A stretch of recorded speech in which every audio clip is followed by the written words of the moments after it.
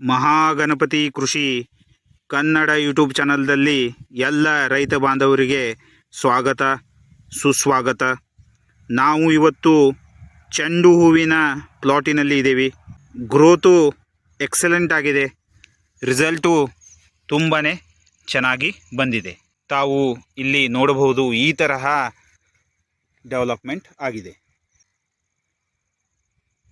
ಚೆಂಡು ಹೂವಿನಲ್ಲಿ ಹೈಟ್ ಹೆಚ್ಚಾಗಲು ಹಾಗೂ ಡೆವಲಪ್ಮೆಂಟ್ ಮಾಡಲು, ಗ್ರೋತನ್ನು ಹೆಚ್ಚು ಮಾಡಲು ಒಂದು ಸ್ಪ್ರೇಯನ್ನು ಮಾಡಬಹುದು.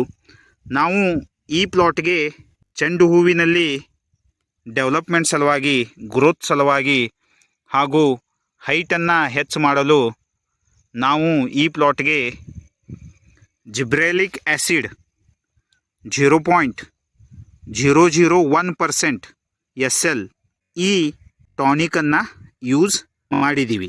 35 ml ಪ್ರತಿ ಪಂಪಿಗೆ ಈ ತರಹ ಈ ಟಾನಿಕನ್ನು ಯೂಸ್ ಮಾಡಿದ್ದೀವಿ. ಆಮೇಲೆ ಅದರ ಜೊತೆಗೆ ಇಸಾಬಿಯಾನ್ ಈ ಟಾನಿಕನ್ನು ಸಹ ನಾವು ಇದಕ್ಕೆ ಯೂಸ್ ಮಾಡಿದ್ದೀವಿ. ಹಾಗೂ ಅದರ ಜೊತೆಗೆ ಅಮಿನೋ ಆ್ಯಸಿಡ್ ಹಾಗೂ ಮೈಕ್ರೋ ನ್ಯೂಟ್ರಿಯೆಂಟ್ ಇರುವ ಒಂದು ಟಾನಿಕನ್ನು ಸಹ ಯೂಸ್ ಮಾಡಿದ್ದೀವಿ. ತಾವು ನೋಡಬಹುದು, ಈ ತರಹ ರಿಸಲ್ಟು ಬಂದಿದೆ. ಈ ತರಹ ಚೆಂಡು ಹೂವಿನಲ್ಲಿ ಗ್ರೋತ್ ಆಗಿದೆ. ಈ ತರಹ ರಿಸಲ್ಟು ಬಂದಿದೆ.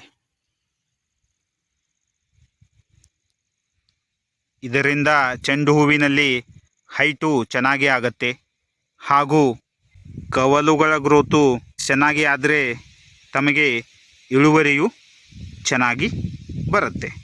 ಈಗ ಭೇಟಿಯಾಗೋಣ ನೆಕ್ಸ್ಟ್ ವಿಡಿಯೋದಲ್ಲಿ. ಥ್ಯಾಂಕ್ ಯು, ಧನ್ಯವಾದಗಳು.